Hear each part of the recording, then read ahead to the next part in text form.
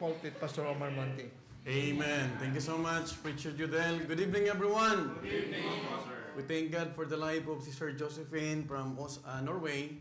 Kasama natin siya ngayon sa via Zoom, and in few weeks ay siya po ay pupunta po doon sa ating pong outreach, and she will be joining our service, and Lord willing, siya po ay makasama natin sa evangelistics dyan sa Oslo. And tonight, before we'll be reading our text, the confirmed date for our first anniversary outreach in Poland will be on October 12.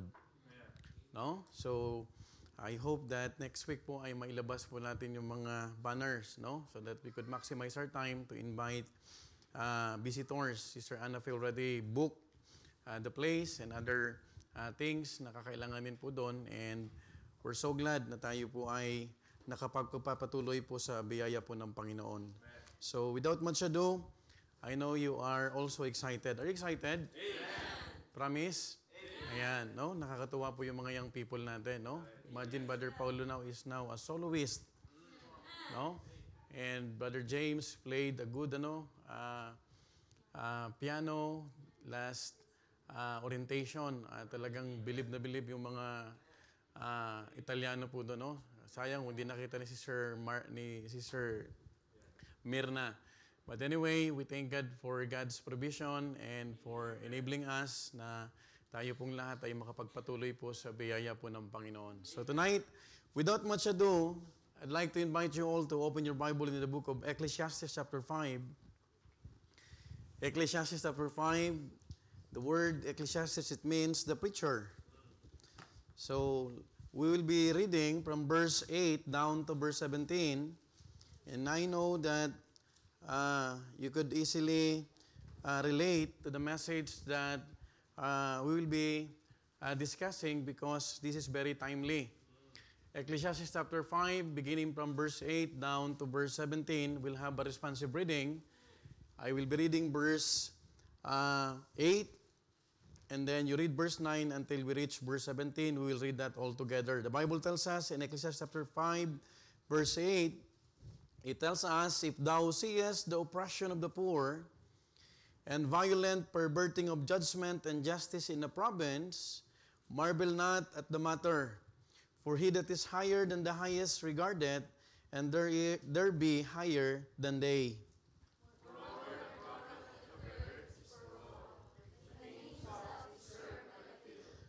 Verse 10, he that loveth silver shall not be satisfied with silver, nor he that loveth abundance with increase. This is also vanity.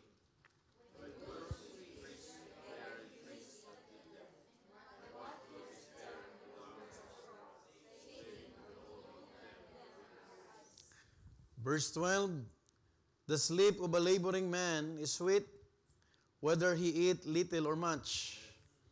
But the abundance of the rich will not suffer him to sleep.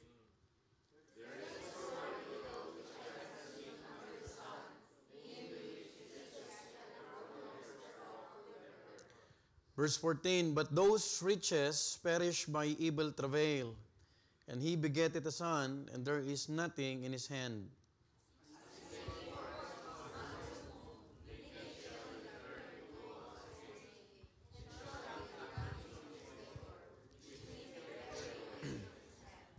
Verse 16, and this is also a sore evil, that in all points as he came, so shall he go. And what profit hath he that hath labored for the wind? All his days also he eateth in darkness, and he hath much sorrow, and wrought his sickness. Tonight, allow me to preach a message entitled The Corrosion of Corruption. The corrosion of corruption. I hope that this message will be a blessing to all of us as we are facing many challenges, and even observing what is happening in our country, and even in our community.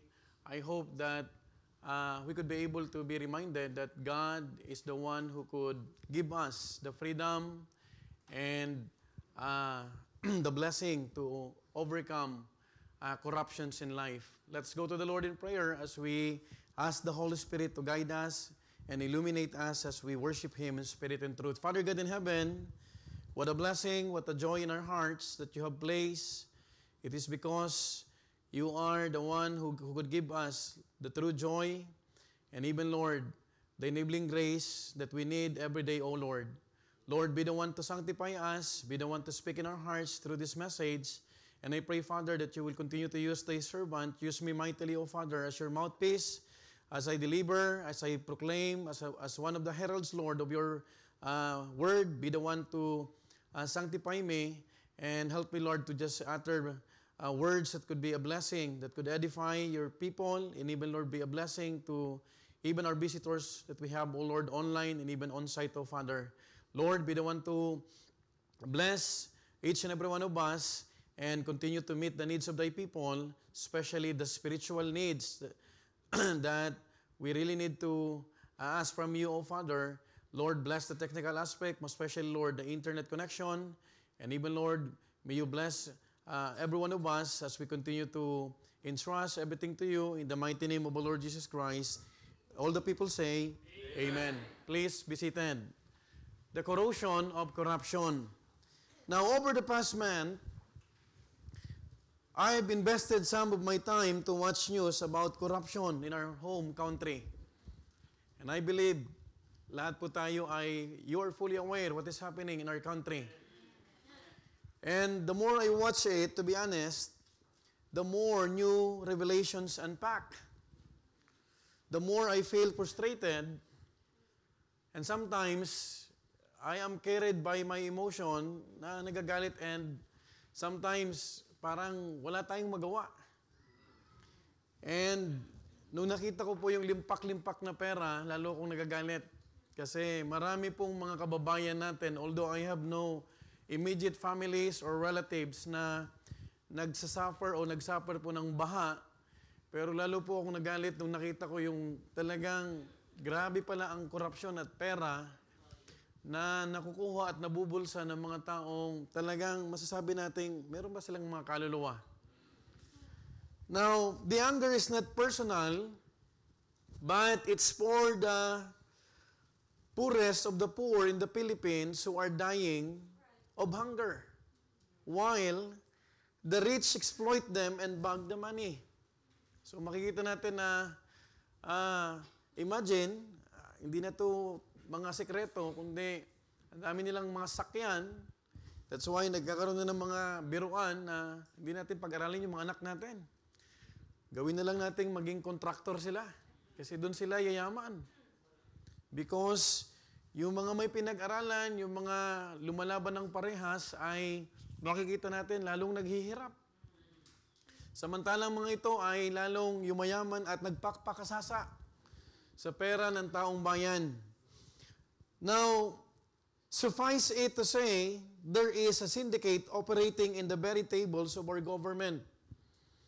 And to be very raw, I experienced the feeling of disgust at how our country is deprived for the benefit of the top 1% of our country. Kasi yung mga nakikinabang lang at nagpapakasasa ay almost 1% lang. Yung majority, yung karamihan ng ating mga kababayan, and some of our friends, and some of them, most of them, ay mga relatives pa natin, ay apektado ng lahat ng to. Now, if you are a Filipino, I'm sure you have felt the same. Kasi walang matutuwang Pilipino. We are not a devoted nationalistic, or hindi naman tayo talagang, alam natin na talagang we are observing yung mga laws and other things sa Pilipinas, pero makikita mo kapag ganito ang sitwasyon, talagang magagalit ka. Because hindi lang naman 1, 2, 10 ang dumarating na bagyo sa atin.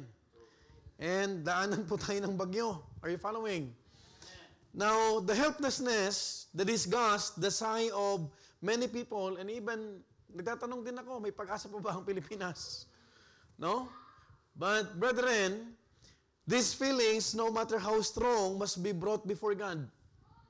Kasi, ayaw nating paglaruan ng diablo, at yung mga bagay nito ay ayaw natin ma-defocus or mawala tayo sa focus dahil sa mga injustices At minsan, marami po ang nare-recruit ng mga estudyante coming from the prominent university in our countries na makikita natin na sila po ang sumasali sa mga protesta. And kapag ganito ang mga bagay na to at nagpatuloy po ito, hindi nyo masisisi minsan. May maraming mga nagre-rebelde. But because of the Word of God, we could have comfort. And we could ask the Lord, Lord, talaga bang may pag-asa pa ang bansa namin? Because whether we like it or not, sa ayat sa gusto natin, tayo ay apektado rin. Now, mga kapatid, we have to understand, if we only curse the corrupt, we lose hope and peace and joy. Minsan, wala tayong ibang magagawa, kundi, alam mo yan, minsan nanggigigil tayo habang pinapanood sila. But, if we turn to God's Word, we see His perspective. No? So that's why, in the book of Ecclesiastes chapter 5, it gives us the perspective that the Bible says, ang sabi ng Bible, yung ating passage kanina, marvel not. No? Marvel not. Makikita natin in verse 8, if thou seest the oppression of the poor, and violent perverting judgment and justice in a province, ang sabi ni King Solomon, marvel not at the matter. Okay? For he that is higher than the highest regardeth, and there be what? Higher than they. But at the same time, it gives us the reality of its end. So that is God. God is fair, and just no matter how hopeless we may feel at this very moment, huwag natin kalimutan na ang Diyos ay matuwid na Diyos. And tonight, as I've mentioned the title, I want you to understand that we will be talking about corruption and the things that we need to understand, the corrosion of corruption. Now, what is corrosion? Sa Tagalog ay kinakalawang. If the EBT could help me to show the image para lalo ninyong maintindihan ang mensahe, and makikita natin dito, ito ay isang bridge na kinakalawang na, at kapag kinakalawang na ang isang tinatawag na bakal, it becomes what? It becomes what? Weak. So, the meaning of corrosion, the corrosion mga kapatid, as I've mentioned, makikita natin na kahit anong tigas ng bakal, kapag ito ay kinakalawang na, madaling mabali, masira, because ang korosyon ay unti-unting pagkasira o pagkabulok ng isang matibay na material, kadalasan ay metal. At dahil sa reaksyon nito sa kapaligiran, makikita mo, pag hindi natigil ang korupsyon, babagsak ang tulay na to. Now, sa simula, ang korosyon ay nagsisimula sa maliit lamang na bakas na kalawang. No? That is why Preacher Judel could agree with me, ang mga seaman ay may mga tinatawag silang tik-tik kalawang. At yung mga kalawang na nagsisimula pa lang ay kailangang alisin, pinturahan, para yung vessel po ay hindi lumubog o magka-problema. Now, I hope that you understand that maliit pa lamang, pag hindi ito napabayaan, habang tumatagal ito, kumakalat ito at pinapahina ang buong bakal hanggang tuluyang masira ang mga struktura.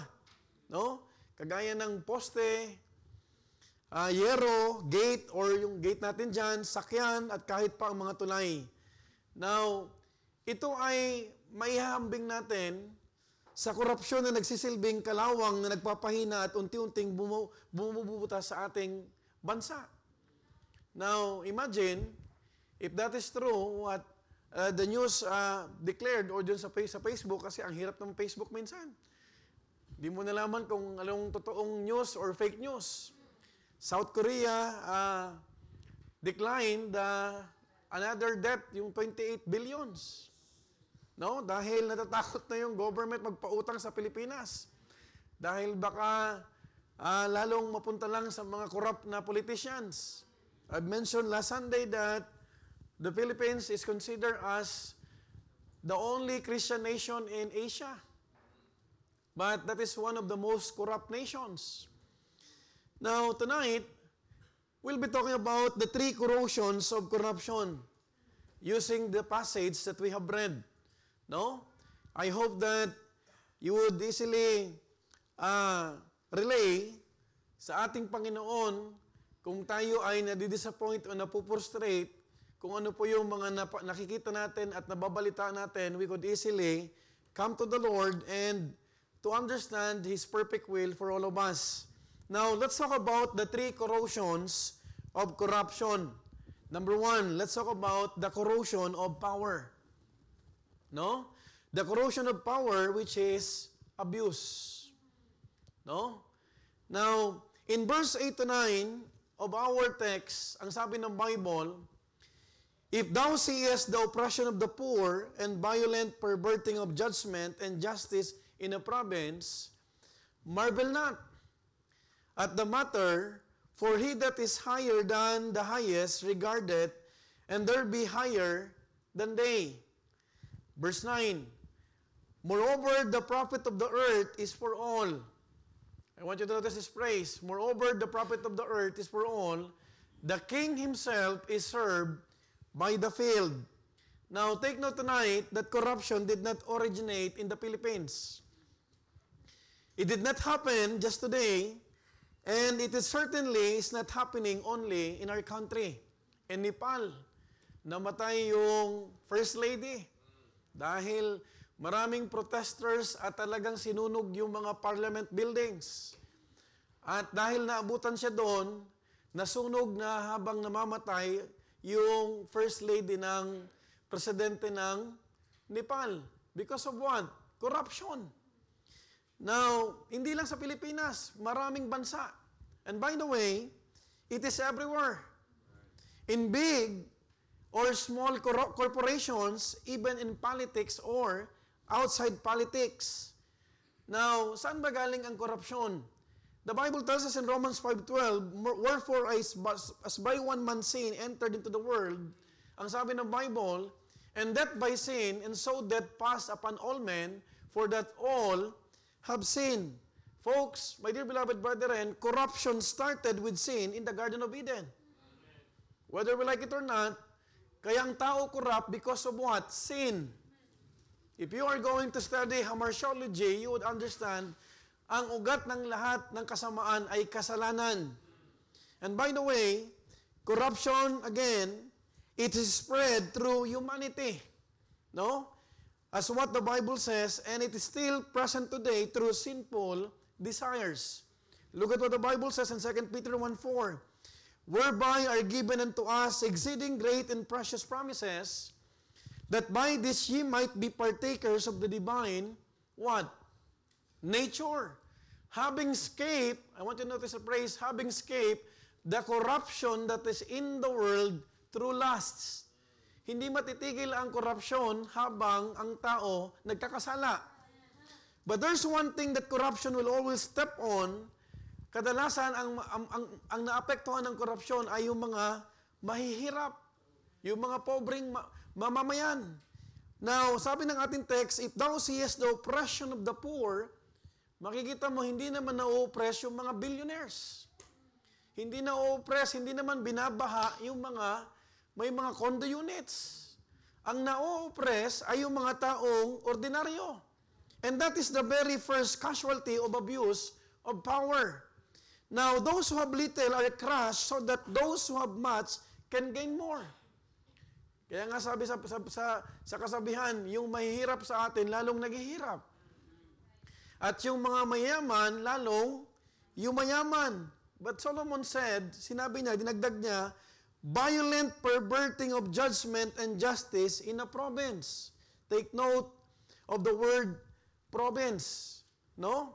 Clearly, he is speaking in this particular verse, he speaks of public officials who are the perpetrators of corruption and oppression. That is why, makikita natin kapatid, they could be men in authority. No? Not only men in authority, but even men entrusted to protect justice. Who instead twist it, they could be the very people sworn to defend the law, but those who break it. Minsan nakakalungkot dahil yung mga nag-iimbestiga ay sangkot pala. Are you following? Hindi mo na alam kung sino ang totoo. Ang daming mga best actors. Ang daming tinatawag na nagkukunwari. Now, folks, let me remind you, power is good when you do it to serve. But it is dangerous if you use it to serve yourself. Walang masama na meron tayong mga magiging young people na politicians. But sad to say, kahit pastor ngayon ay pumapasok sa politiko. And by the way, when you enter into politics, there will be corruptions. Walang pumunta sa tinatawag na kitchen na hindi nangamoy at hindi napaso. Walang cook. Walang assistant cook na hindi naka-experience na siya ay napaso. So meaning to say, pag pumunta ka dyan, ikaw ay mapapasama sa compromise. Now, take note also that abuse happens when poor people are exploited. Kasi yung mga perang nakikita natin dyan na limpak-limpak, imagine 5 feet, 4 feet ang taas ng halaga ng tinatawag na mga billions or millions of money na galing sa pera ng bayan. Now, makikita natin, there's nothing wrong with the justice system, but they are fragile because they are man-run. Ang nagpapatakbo ay tao.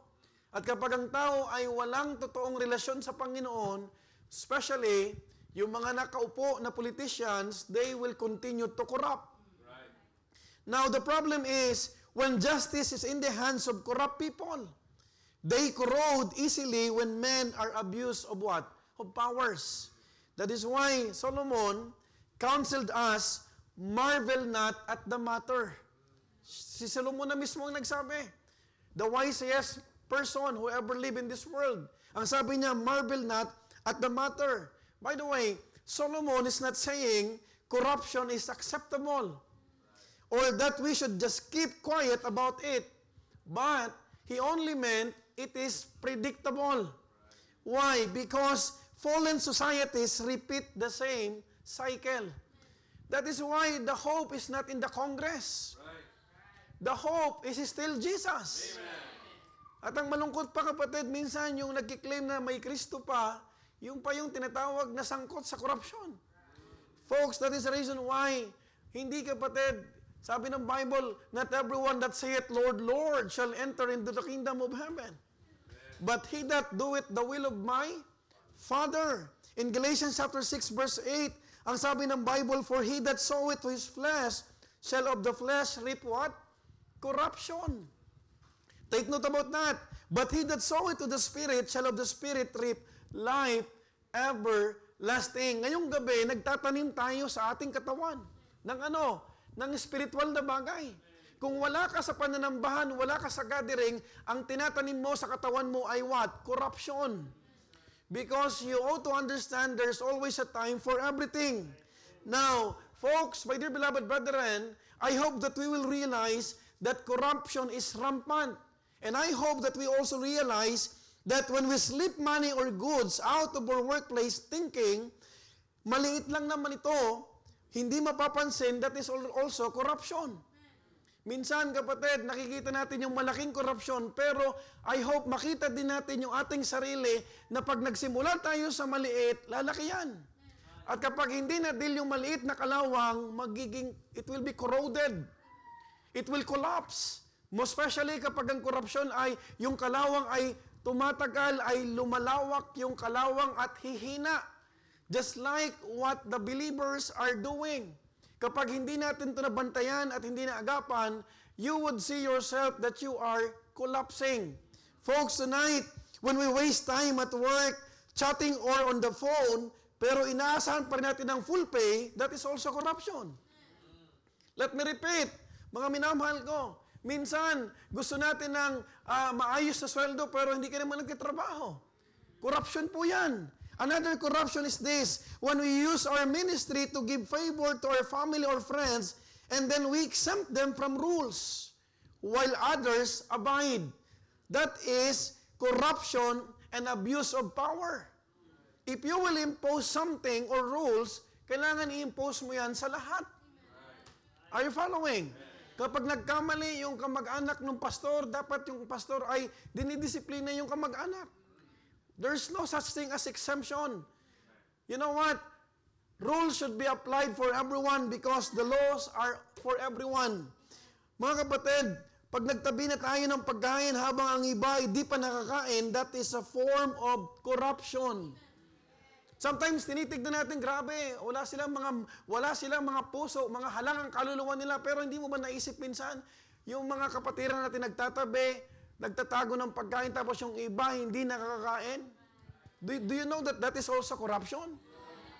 Tapos hindi mo naman kinakain, nasisira lang. That is also corruption. Now, pag may inuuwi tayong mga gamit na walang paalam, habang ang mayari ay walang magamit sa oras ng pangailangan, that is a corruption of what? Values. Now, sometimes we are only looking to a bigger corruption. Pero sana kapatid, makita natin kung galit tayo sa corruption, sa gumagawa ng mga corrupt na tao, kailangan natin ma-deal yung maliit na corruption na to. Pag may special favor tayo na hinihingi na may kapalit, that is a classical corruption or a textbook corruption. Pag wala tayong ginagawa at nagpipikit mata lang tayo kasi ayaw natin maka-offend, that is enabler of corruption. Pag may nakikita ka ng mali, do you know that you are enabling those corrupt people to continue what they're doing? Those things, kapatid, na dapat hindi magpatuloy. Folks, pag mali, kahit hindi ka kapatid, leader, you can say, mali po yan. Are you following? Hindi dahil kaibigan mo, kukonsintihin mo. You know what? When we gossip and destroy a brother's reputation to lift ourselves up, that is a corruption of what? Character. When we come too late to church. Hello? Work. Pag lagi kang late, linggong-linggo late ka. Pero sa trabaho, hindi ka malate. Or meetings, but expect full respect and privilege, that is a corruption of abuse of time. Minsan, parang yung mga kapatid, nasanay na late na. That is corruption. Because if you are respecting others' time, you won't be late. Bakit yung ibang malalayo, maaga at nakakarating ng on time? Hello? Tama po ba? So wag kang magalit kapatid sa malaking corruption kung meron kang ginagawang corruption din. Are you following? Folks, corruption is not just about the currency. It's all about the wrong and impartial system. Folks, we have to understand, pag may maling sistema, pwedeng magkaroon ng korupsyon. You know what? We live in a fallen world, but it doesn't mean that our ways and our morals should be shaped by a fallen state or system. Totoo kapatid na nasa mundo tayo, pero hindi tayo pwedeng makisali sa kamunduhan. Tama po ba? That is why your attitudes, your perspective should not be carry on in the church. Tayo dapat ang merong influence sa labas. Tama po ba? You know what? This sermon is not to vent out frustration, but to be reminded by God's word that no matter how flagrant the corruption seems to be, corruption is watched by a higher authority. Please be reminded about that. That is what King Solomon said, "For he that is higher than the highest regarded, and there be higher than they." Sinong nakakataas sa kanila? Yung Diyos. Huwag niyo pong kakalimutan na may nakatingin sa ating lahat. Are you following? Folks, men think they can hide behind position. But above every level of power is another level. And above all levels is God who will hold everyone accountable for every abuse of power, for every little corruption that we are doing. Huwag nating kakalimutan, maaring isipin natin, Pastor, napaka-corrupt nila. Pero sa ating level, ating category, ating ginagampanan, meron tayong korupsyon na ginagawa. Folks, we have to remind it, though that the power does not cancel dependence on God, even if you are king. Meron pa rin nakakataas sa hari. Meron nakakakita at nakakakilala sa mga politician na yan.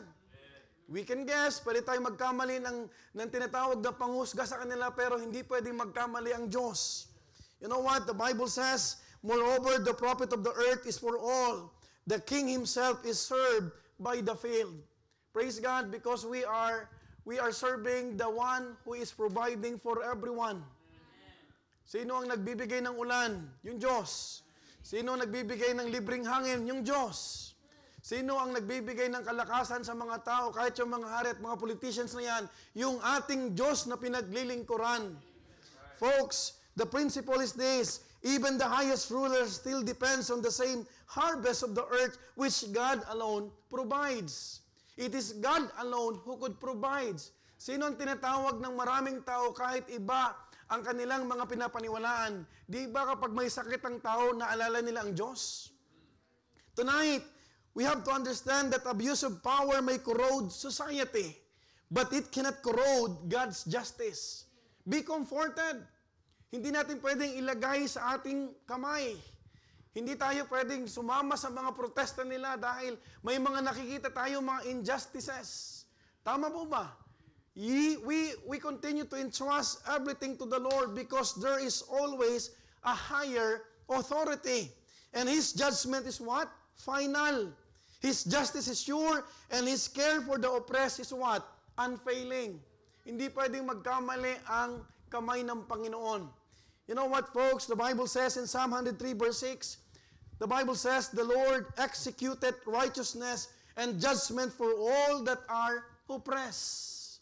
Praise God for our judge, the righteous judge, who could execute what?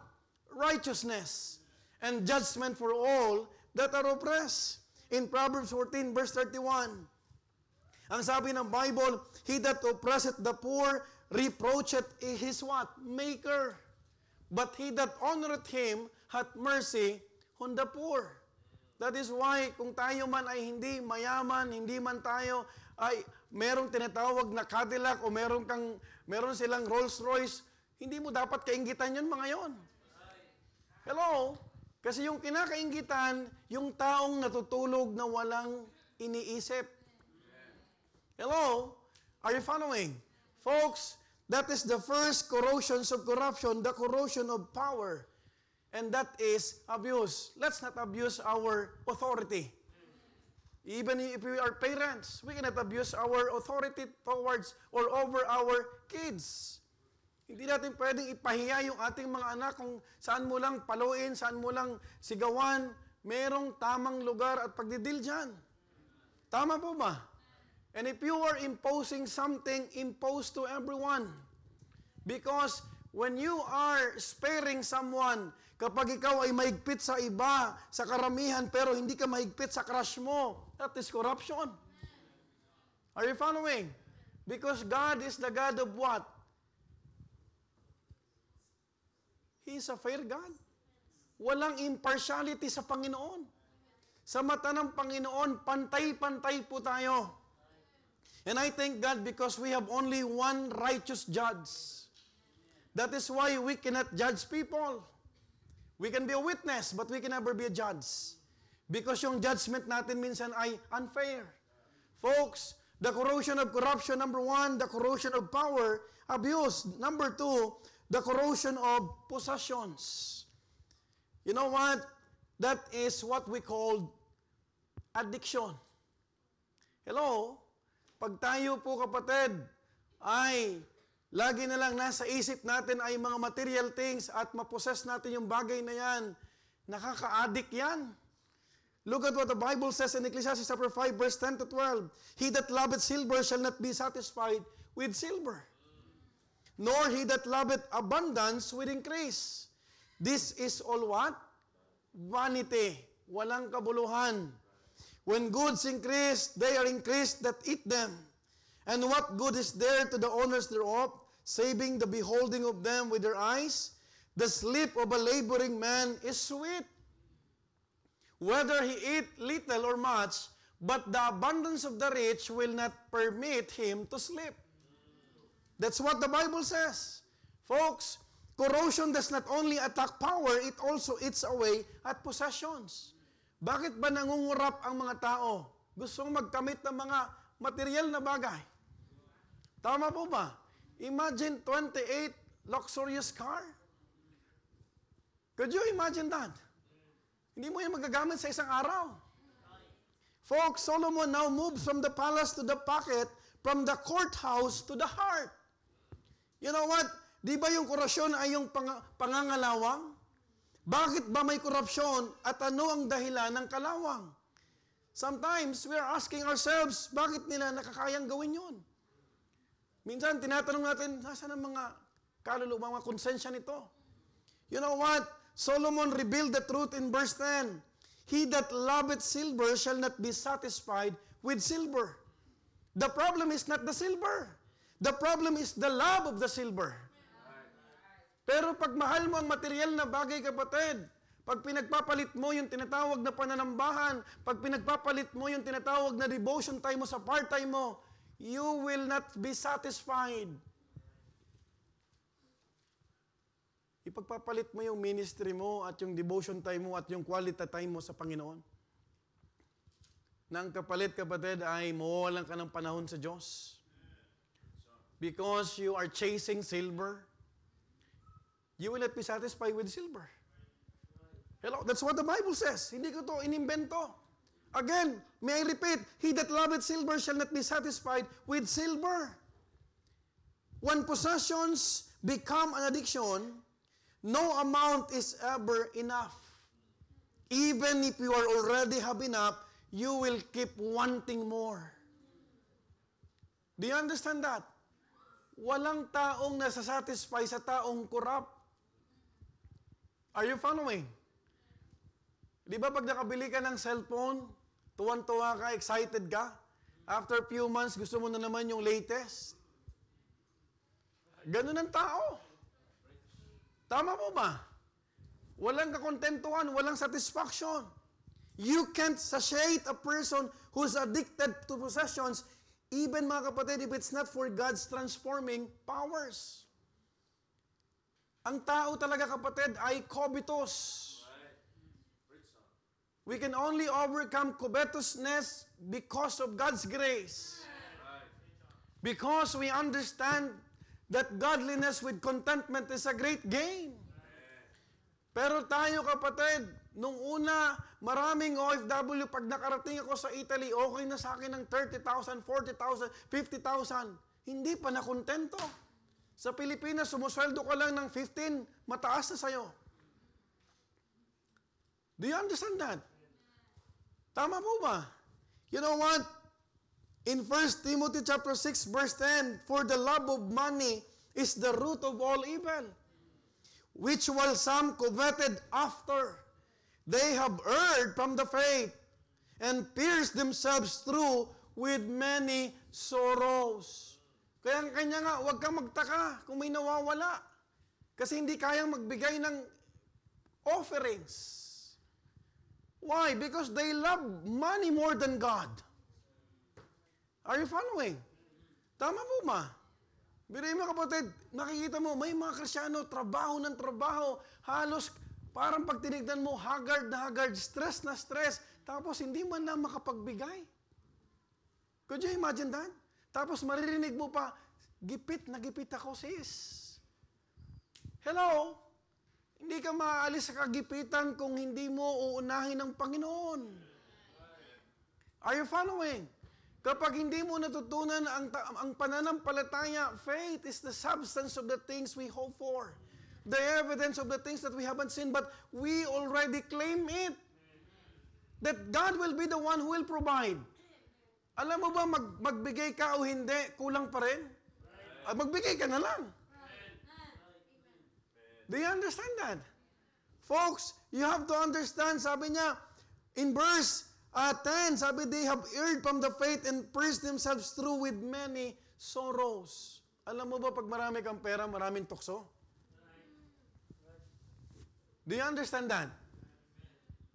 Maraming tao, pag nagkakapera, yumayabang.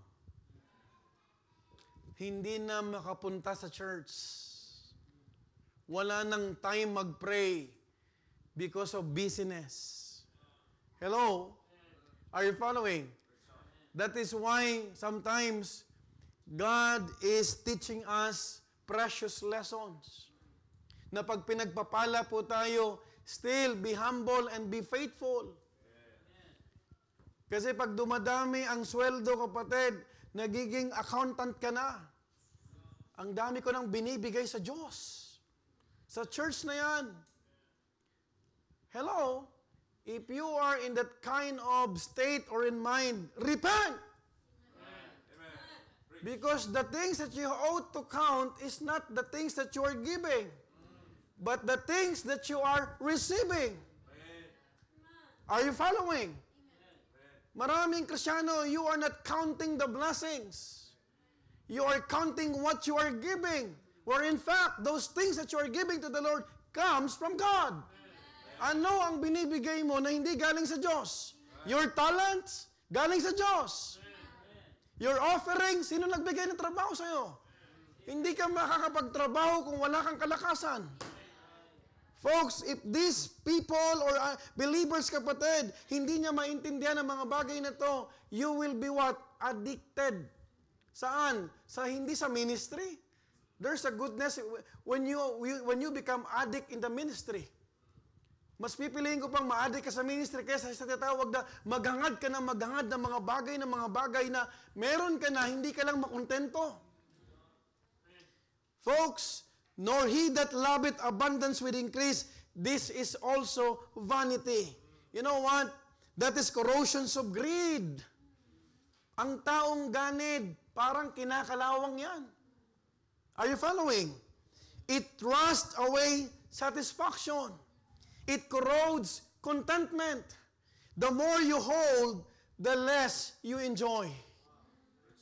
Do you understand that? That is why pag meron kang puso na pag nagbibigay ka parang nanghihinayang ka, you repent tonight. Because you could see those corruptions in a larger scale, pero kapatid, pag hindi mo nakita yung sarili mo, kadalasan mabilis tayong makakita ng mali ng iba. Pero ang dapat nating makita yung ating sarili. Because whether we like it or not, in verse 11, Solomon explains it, when goods increase, they are increased that eat them. The more you have, the more mouths appear to consume it. The more blessings you hoard, the more burdens you carry. You know what? Haven't we noticed that the increase of the salaries, the increase of expense also? This is what the Bible tells us in verse 11. Yun ang eksaktong sinasabi ni Solomon. Hindi ba nung ikaw ay lumaki yung sweldo mo, lumaki din yung gastusin? Pero nung maliit pa lang ang sweldo mo na pagkakasya mo at hindi ka naman nagugutom? Nakakalungkot kung kailang tumaas ang sweldo mo, doon ka pa nagka-ulcer. Kasi hindi ka na kumakain ng maayos. Kasi tinitipid mo na. Folks, we are all stewards. Don't blame other people. Kaya hindi ako kumakain ng masustansya dahil itinutulong ko sa kamag-anak ko. That is foolishness. Because you are a steward. Mali, kapatid, naisipin mo, magtipid tayo na walang sustansya ang kinakain mo. Imagine you are working 8 to 10 hours, ang ulam mo itlog. And then, magsiself-pity ka, that's not right. Are you following? Hindi mo ba napapansin ang mga gumagawa ito, bitter sa buhay? Hindi ako pumasok man lang dyan, hindi man lang ako nakabili ng salmon. Kasi gusto ko magtipid. Hindi yung pagtitipid. Kasi pag nagkasakit, kasi singiling ka niyan. Mas malaki. Are you following? Folks, the trend of wanting more, flexing more, collecting more, and buying more is what propels people to gain money even through crook dealings. Di bali konti ang tinatawag na kagamitan mo sa bahay basta galing sa malinis. Huwag tayong mainggit doon na punong-puno ng tinatawag, may parking lot pa sila, ang dami nilang sakyan. Ikaw, wala ka man lang kahit tricycle. Okay na yon. Basta galing ang bagay, yung mga gamit mo galing sa malinis. Tama mo ba? Bakit ka mainggit sa mga tao? That's why many Christians, they are tempted to what? To look to those people. Mabuti pa sila. Wala silang church, wala silang ministry, parang hindi sila nahihirapan, pero sila pa yung mga alwa sa buhay. And by the way, Christians, be very careful about this thinking. Kita mo, nung hindi na ako nag-church, hindi na ako nagtitithes, nakakaipon ako. That is stealing. Pag nanakaw yun, that is corruption. You know what, folks? Here's the thing. When it's ill-gotten gain, you won't be able to sleep well at night.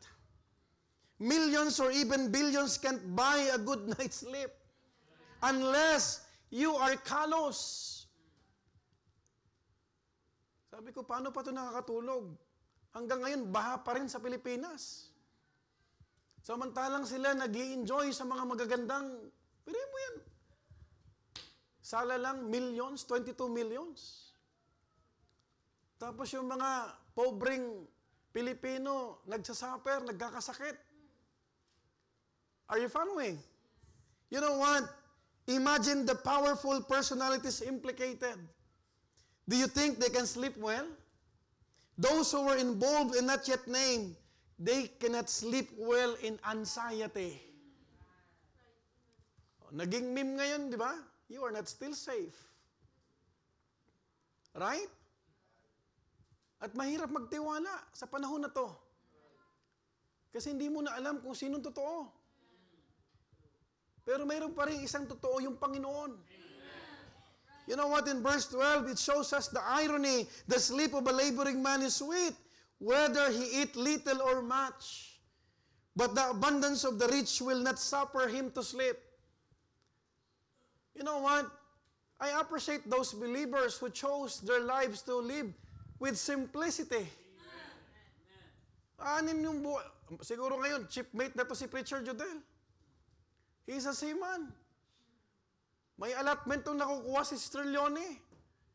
But because of his love to his family, he gave up his job. Nabubuhay silang simple ngayon. Eh kaysa kaingitan mo yung mga tao, kapatid, na kung ano nung pinapakita sa iyo, pero galing sa korupsyon. Tama po ba?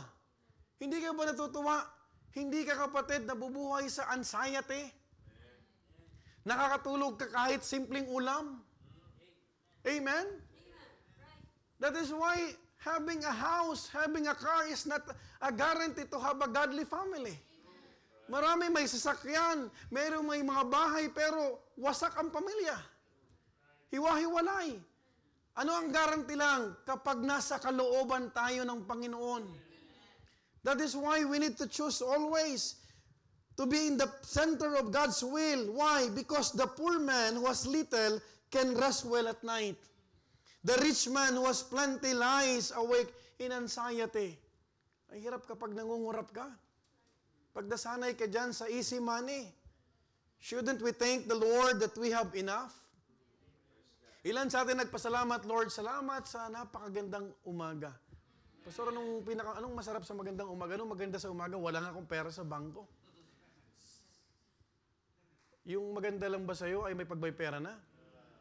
Parents, if you have a godly child, daughter or son, be grateful to the Lord. Kung ako ang papipiliin, kapatid, kahit maghirap, kahit simpleng buhay, basta maayos at godly si God, yun ang pipiliin ko. Are you following? Hello? Anin mo yung tinatawag na anak mo. Rebelde sa'yo. Lapastangan. Right? Pero may pera kayo. That is why we need to have a balanced ministry. We need to give time for our family. Folks, our text says in verse 12, the sleep of a laboring man is sweet, whether he eat little or much, but the abundance of the rich will not permit him or suffer him to sleep. Hindi yan makatulog ngayon mga yan. Right? Kita mo what happened today in our country. Ano ang saysay na meron sila ngayon? Wala. Confiscated, naka-hold sa immigration. Biruin mo yan, 120 million, gustong patayin sila. Hello? Look at what happened to Nepal right now. Out of frustration, they were furious. Uncontrollable. May chaos ngayon. At hindi to malayong mangyari sa Pilipinas pag nagpatuloy ito.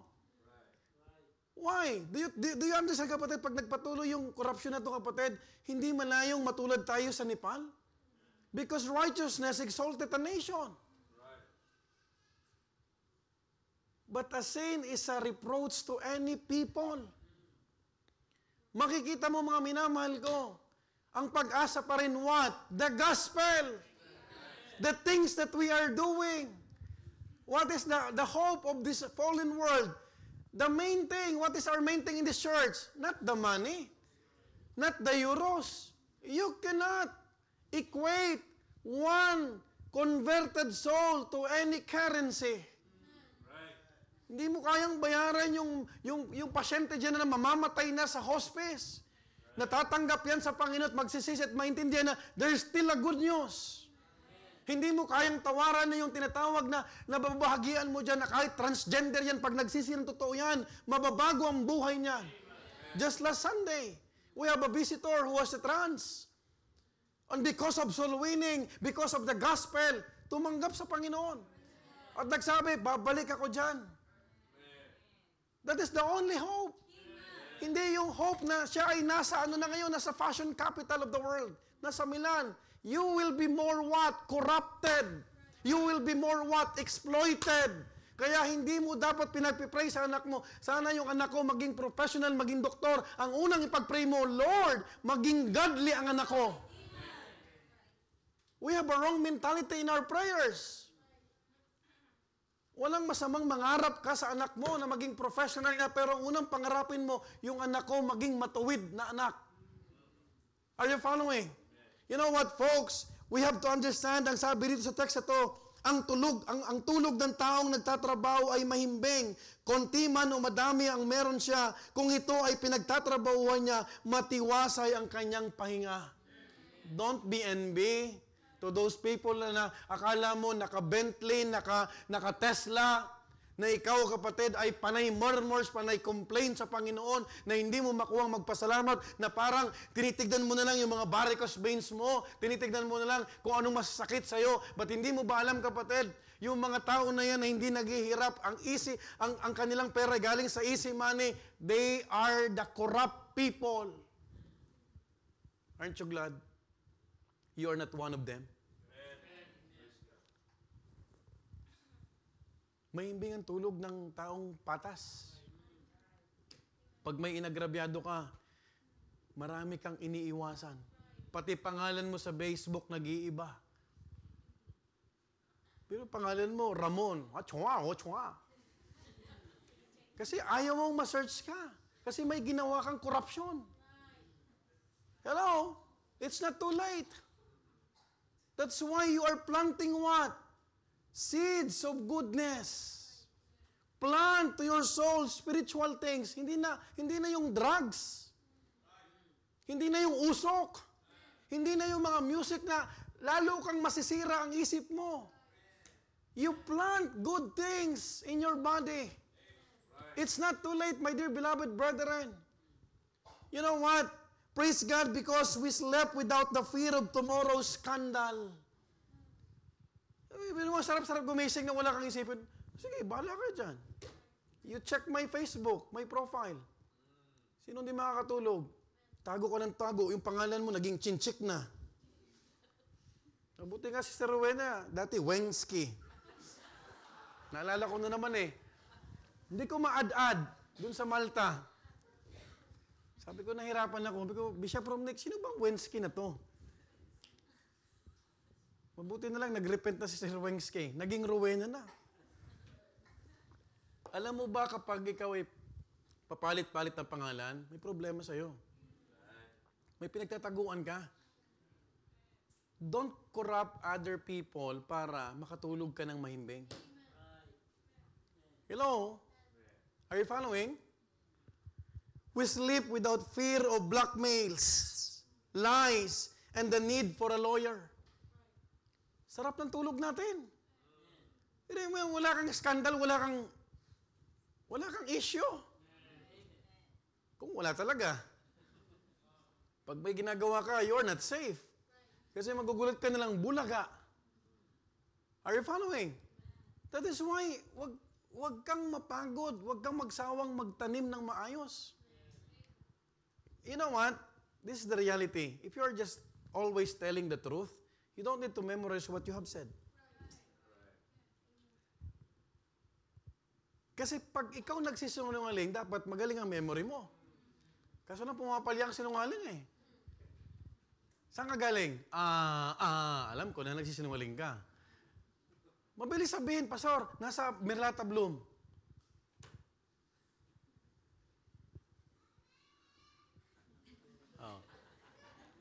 Students, huwag kayong masanay na magsinungaling. Hello? Tama po ba? Online students, magpe-prelims, huwag kayong mag-cheat. That is corruption. You know what? This is a gift from the Lord, yung mahimbing na tulog. A blessing that no busta paga or payslip can buy. Hello? This message warrants as a self-examination still. Number 1, let me ask you tonight, do I truly rest in the Lord or do I chase after more and more? So gusto ko sa UK magtrabaho. Tinanong ko, may church ba doon? Wala.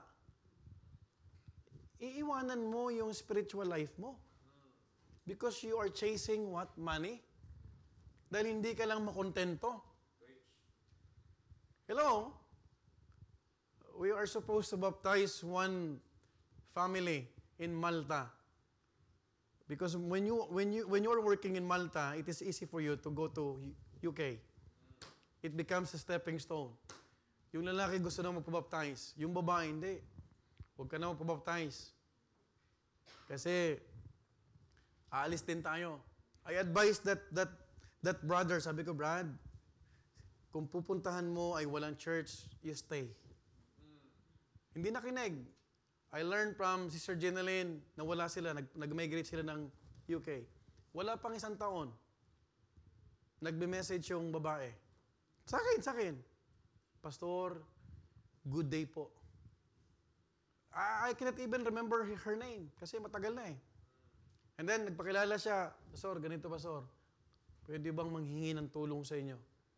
Kasi hindi na po kami na magkasama ngayon. May sinamahan ng iba. Oh, what happened to your daughter? Pastor, yun nga ang problema. Talagang hindi ko na kaya. Kasi kinuha ng social welfare dito. Dahil nung nagloko yung tatay niya, nagrebelde. Now, where's the pounds? You tell me. Minsan, akala nyo pag pinapayuhan kayo ng pastor para lang you stay. Sa kaka-ambition mo na mawala ka sa kalooban ng Panginoon, you will reap more damages. Huwag mong ipagpalit yung ministry na pinagkatiwala sa iyo ng Panginoon. Do not migrate to any place na hindi ka nagagamit at gagamitin ka lang ng jablo. I am very straightforward to Sister Doris. Do not go there. Kahit may sarili ka pang hardware. Kung ang kapalit ay magiging karnal ka lang sa Batangas. Yan sabi ko sa kanya yan. Yung hardware, kikita ka doon. Baka mapasama ka doon sa mga kontraktor.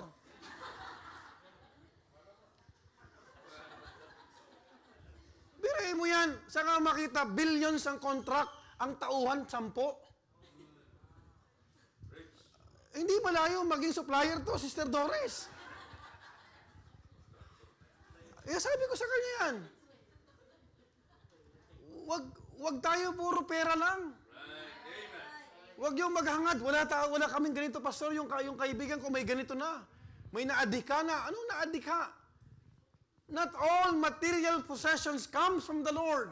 Do not forget that Satan can give you, can tempt you. Aalis ka sa lugar na kung saan nilagay ka ng Panginoon. Just to chase possessions. Na may ministry ka, ginagamit ka at nakakatulog ka na walang kasalanan at gumigising ka na wala ka pa rin kasalanan. Amen. Folks, is my heart content or is it corroded by discontent and greed? That's the second question. Third question, do I measure my life by possessions or by God's presence? Let me ask you, I hope that you will answer that in the privacy of your soul.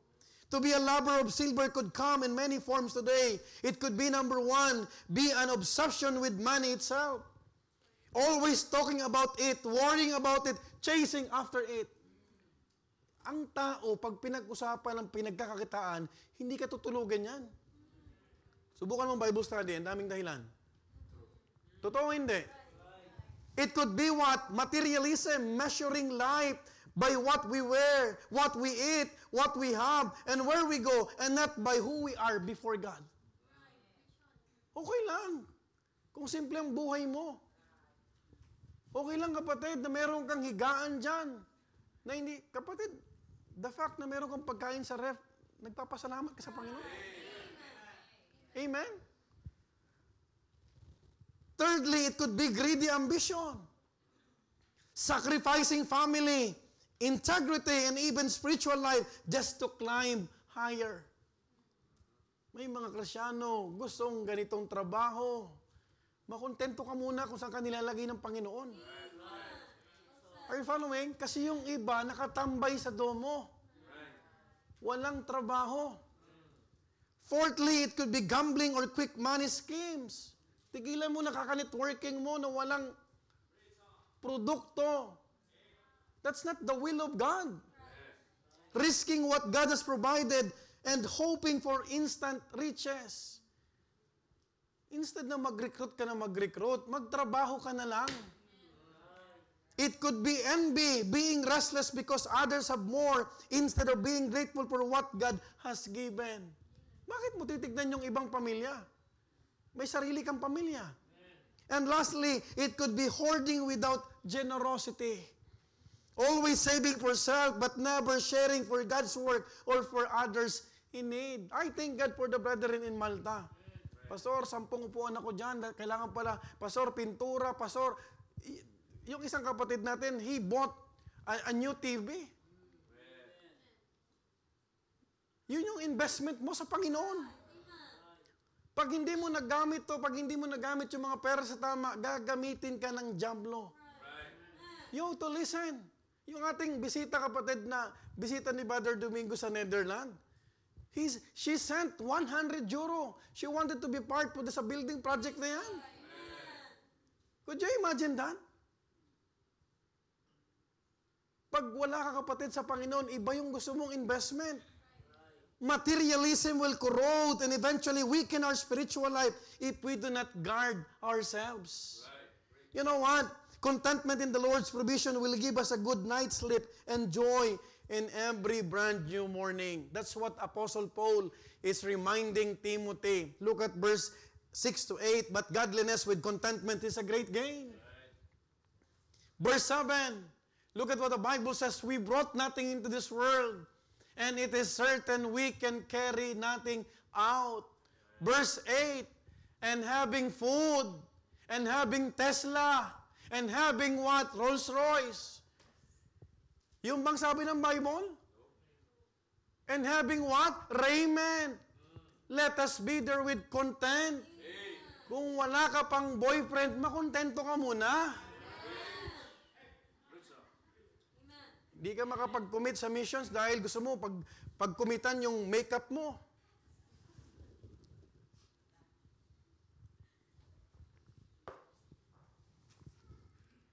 Mahal-mahal ng lipstick mo, yung offering mo, para kang nagtitip. Wala na, bago sa mukha mo eh. In Matthew 6:19-21, lay not up for yourselves treasures upon earth. Sabi ni Sister Cecilia, Pastor, meron akong may kinita ako part-time, Pastor. Kaso lang, paano ko ipapadala to? 90 pounds. Gusto kong ibigay din sa property, Pastor, pambayad sa property. You say that. Pero pag corrupt ka, you are already addict. Ba't ko bibigay ako nagpakapagod? Nag-part-time ako, ang init-init sa Malta, ibibigay ko. Corruption. Look at what the Bible says, lay not up for yourselves treasures upon earth, where moth and rust that corrupt, and where thieves break through and steal. Alam mo ba yung mga yan? Hindi makatulog kasi baka manakawan sila. Kahit sila magnanakaw din. Kasi ang magnanakaw, galit sa kapwa, magnanakaw. Verse 20, but lay up for yourselves treasures in heaven. This coming 28, the Malta brethren together with the 11 delegates from Milan, we will have what? Yung tinatawag na dedication service. May makikita ka dyan, may upuan ka, may TV ka dyan. Di ba ang gandang tanawin? May mga Kristyano kapatid, nakikipalakpak lang. Wow, ganda. Wow, blessing. Pero pag ang bagan, tahimik.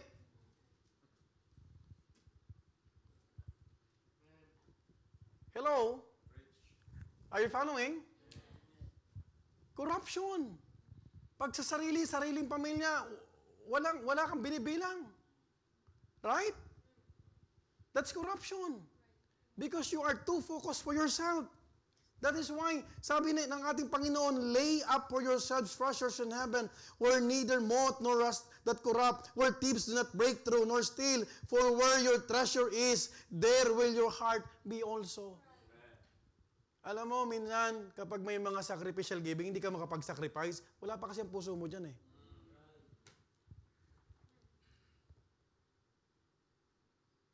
That's the reality. Tanungin kita, nasan bang puso mo? Pastor, naghahanda ako kasi baka mamaya magkaroon ng krisis, wala akong pera. Bakit? Bukas, buhay ka pa? You got an insurance. There's nothing wrong with that.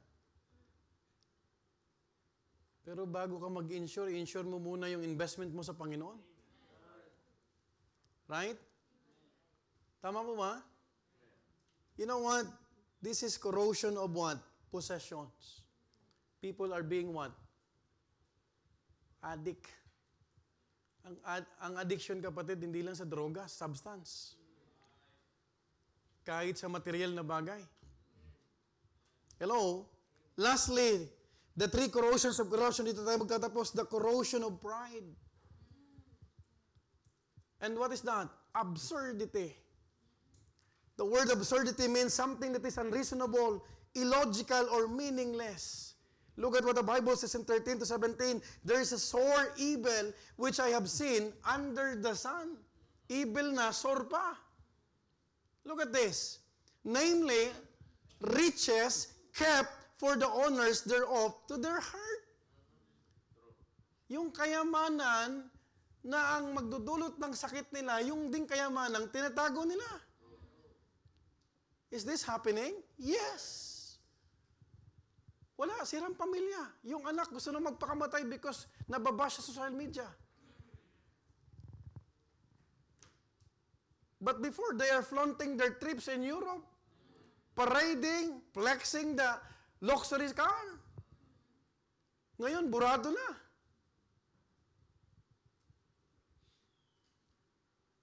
Huwag kang maghangad ng yaman. Maghangad ka ng kalooban ng Diyos. But those riches perish by evil travail, and he begetteth a son, and there is nothing in his hand. Look at that. Pati yung anak mo, walang makukuha. Walang matitira. As he cameth forth of his mother's womb, naked shall be returned to go as he came, and shall take nothing of his labor, which he may carry away in his hand. Verse 16, and this is also a sore evil, that in all points as he came, so shall he go. And what profit hath he that hath labor for the wind? Huwag kang magtrabaho na liliparin lang ng hangin. Verse 17, all his days also he eateth in darkness. Biriin mo yan, kumakain sa dilim. And he that much sorrow and wrath with his what? Sickness.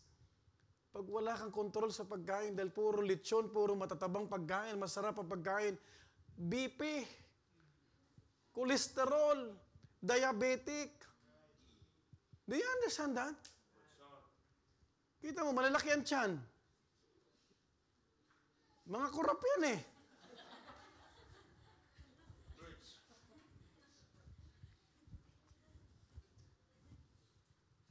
Hello? Ba't kayo nagtatago ng tiyan nyo?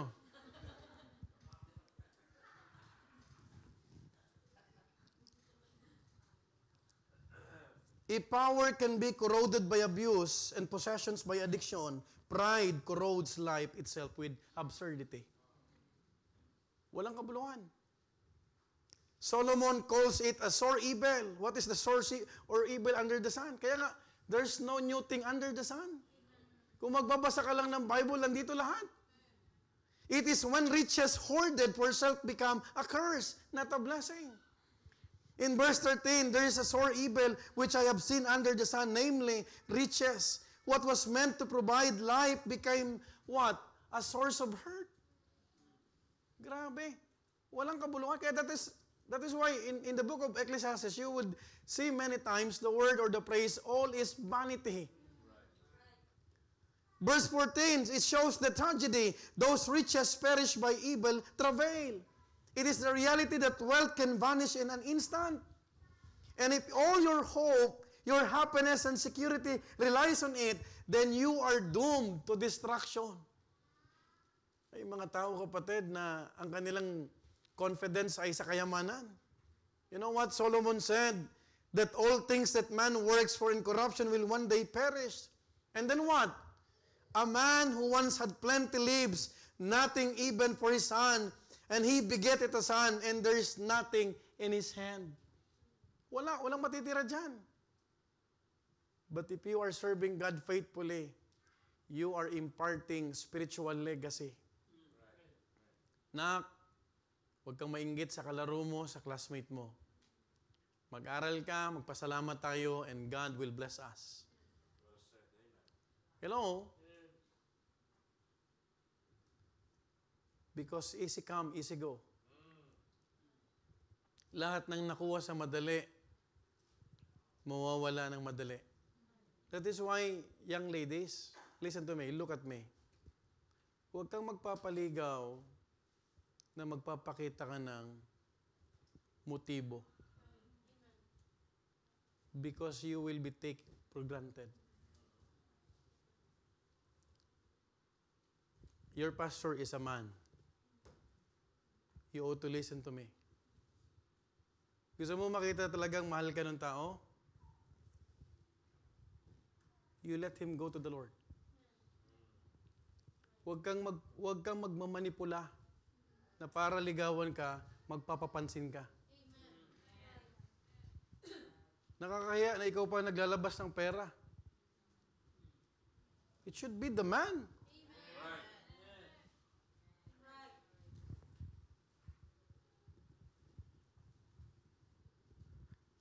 Are you following? Amen. Ikaw nagbibigay ng bulaklak tsaka chocolate. Babae ka. Baliktad na mundo ngayon eh. Pero hindi sa church.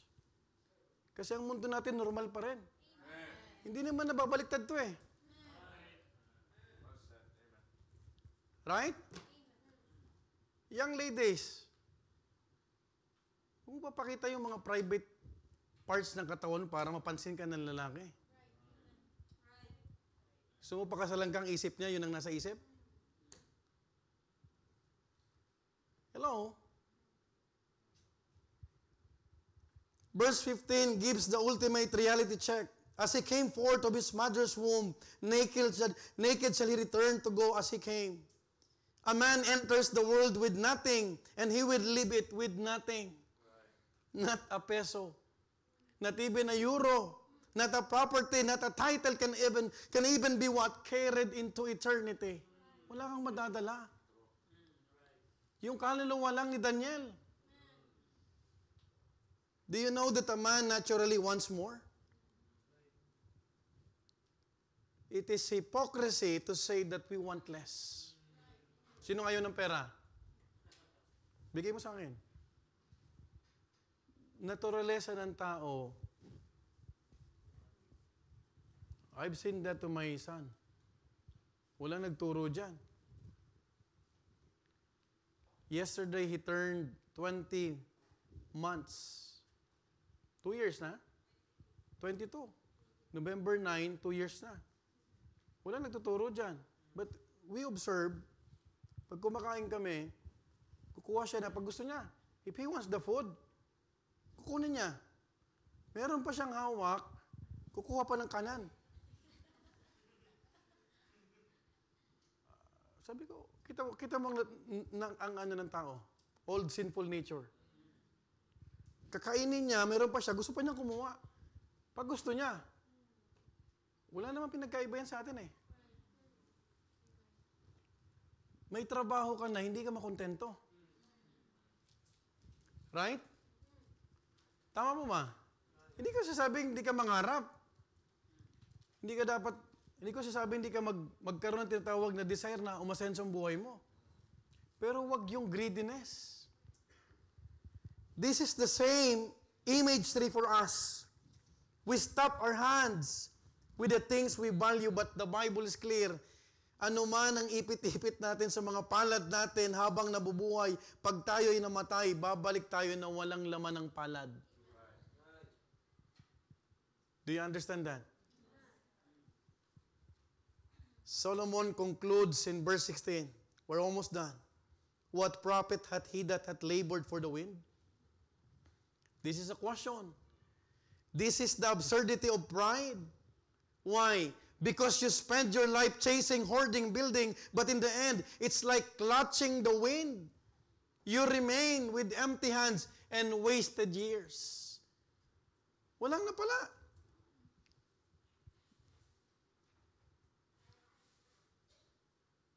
May mga Krisyanong nag-i-evaluate ka, wala naman nangyari sa akin dito sa Italy. Do you know that is ungrateful? The fact na preserve yung pamilya mo, anak mo. Look at James now.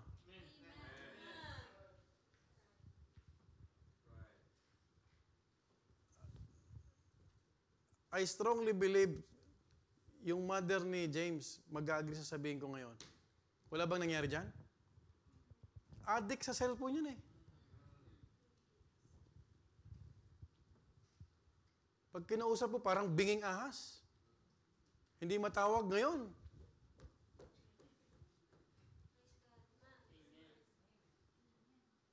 Nakabarong pa yan, nagpa-interview. Ginawa kong example nung linggo. Sabi ko, you stand up. This is our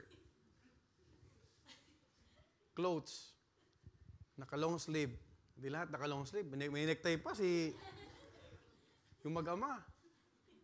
Paglingin ko sa kanan, bakit ka nakabarong?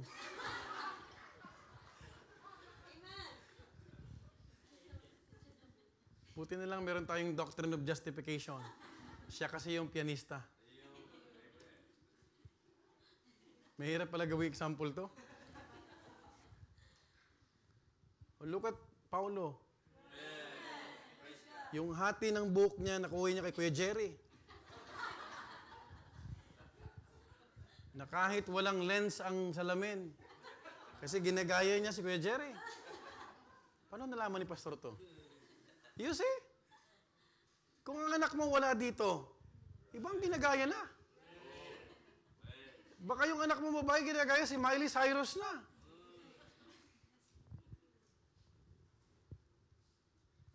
Wala bang nangyari sa'yo?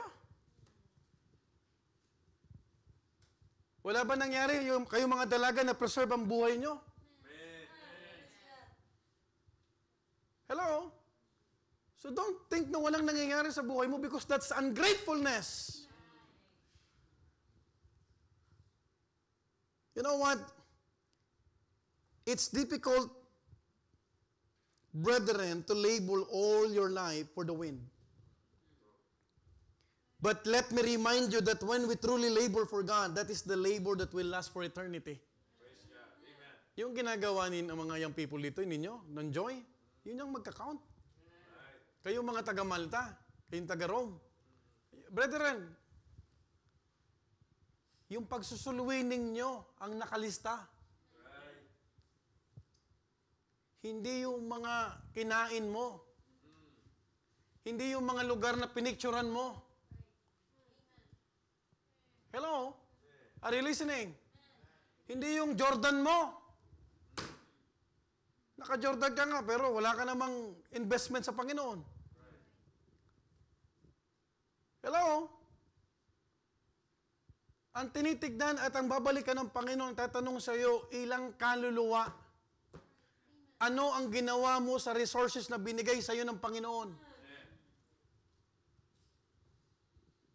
Hello? I hope you will be reminded tonight. Kasi tingin-tingin, halos lahat tayo, kahit nga 80 anyos naka-Facebook.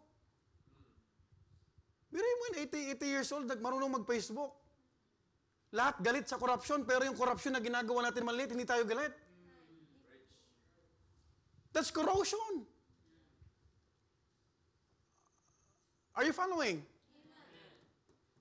You know what? It is absurd to strive for richness that will harm us. And by the way, hindi ako against sa kayamanan. When we hoard blessings but refuse to share with those in need, we are keeping riches or on heart. When we work hard but neglect to serve God while we live, we are laboring for the wind. When we are pride keeps us restless, angry, and bitter, we are eating in darkness with sorrow and wrath. All his days also he eateth in darkness, sabi ng verse 17. And he that much sorrow and wrath with his what? Sickness. Mayaman ka man o hindi, pero ang hirap na kumakain ka sa dilim. Another thing, bago ko matapos, when we boast of what we own, but neglect to thank God and give it back to what we gave, we are corroded by pride, not by grace. Brethren, we may be disheartened and angry with what's happening in our country. But let me remind you, we feel fooled. We may feel fooled. Minsan pakiramdam natin parang naluloko tayo. Alam mo ba maraming Pilipino ngayon ayaw na mag-tax? Nag-iisip sila ngayon? Kasi kahit PhilHealth, kinukurap. That's why we're so thankful here in Europe. Kahit nagtatax tayo, kahit nababawasan yung sweldo natin, nakikita natin yung benepisyo. But in our country, look at what happened to Preacher Size Brother. Hindi tinatanggap hanggat walang pera. Do you see, kapatid? How blessed we are. Ang gagawin na lang natin to spread the good news, to impart about Jesus. Tapos magsasalpiti pa tayo. You know what? We may feel fooled, betrayed, exploited, but here's the good news. While riches fade, corruption exposed, and power fails, the joy of the Lord does not corrode. His peace is not fragile. His justice does not rust.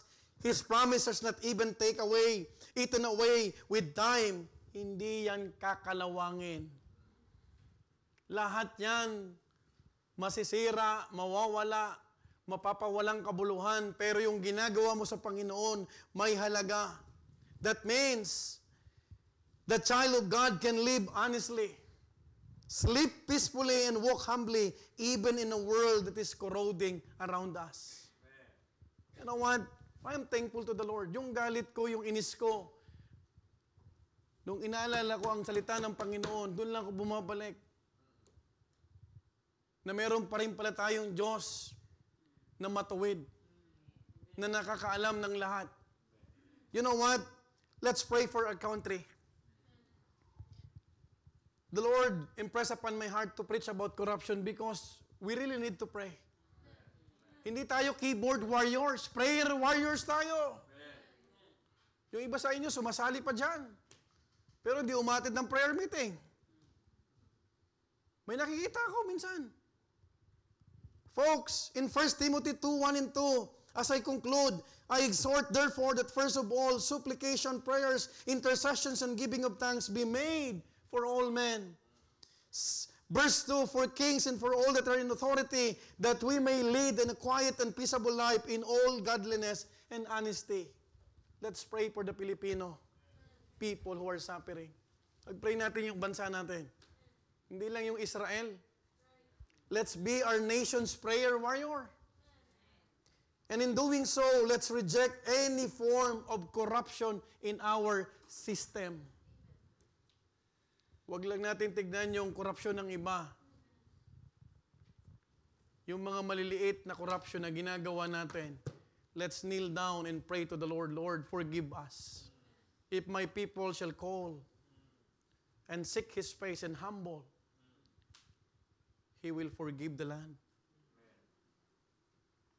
I hope and pray that we learn something tonight. the corrosion of corruption. Let's all stand up and we'll pray. Father God in heaven, be the one to bless us tonight.